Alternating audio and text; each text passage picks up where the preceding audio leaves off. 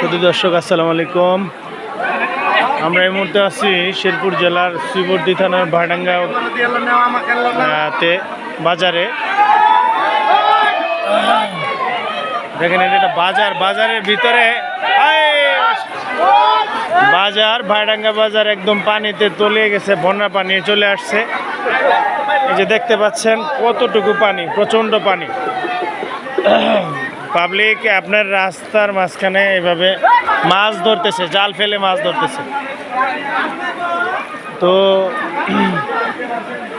আসলেই কিছুদিন আগে যে আপনার ইয়াতে যে বন্যাটা হলো,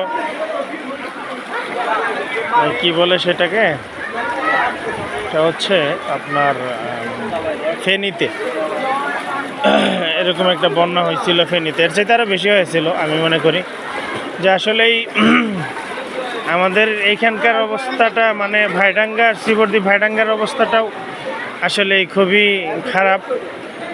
তো জানি না যে আল্লাহ পাক আসলেই কি লিখে রাখছে কপালে। এইখানে যারা আপাতত যিনারা আছেন, এটা কিন্তু আমরা যে এটা দিয়ে হাঁটতেছি, এটা হচ্ছে আসলে পুরো একটা মেন রাস্তা। একদম দেখতে পাচ্ছেন যে মেনের একদম রাস্তার মাঝখানে জাল ফেলে মাছ ধরতেছে। এগুলা কিন্তু সব দোকানপাট, মার্কেট। এই যে দেখেন কিভাবে পোলাপান মাছ ধরতেছে। এটা হচ্ছে শেরপুর জেলার শ্রীবর্দী থানা ভাইডাঙ্গা বাজার, শ্রীবর্দী শেরপুর ভাইডাঙ্গা বাজার। দেখেন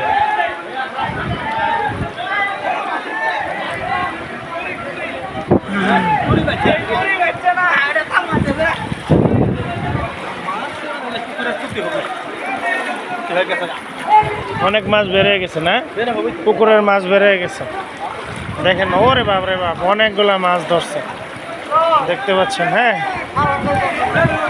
দেখেন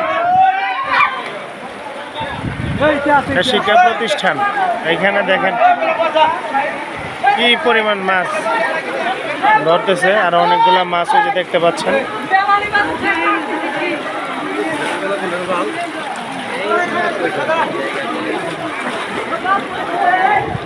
প্রচুর পানি এখানে।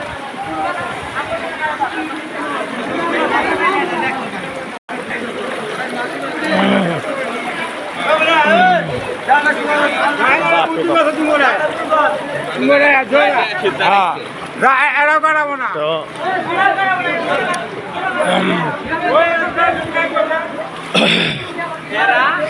আমাদের শেরপুর জেলার বাইরে যারা আছেন,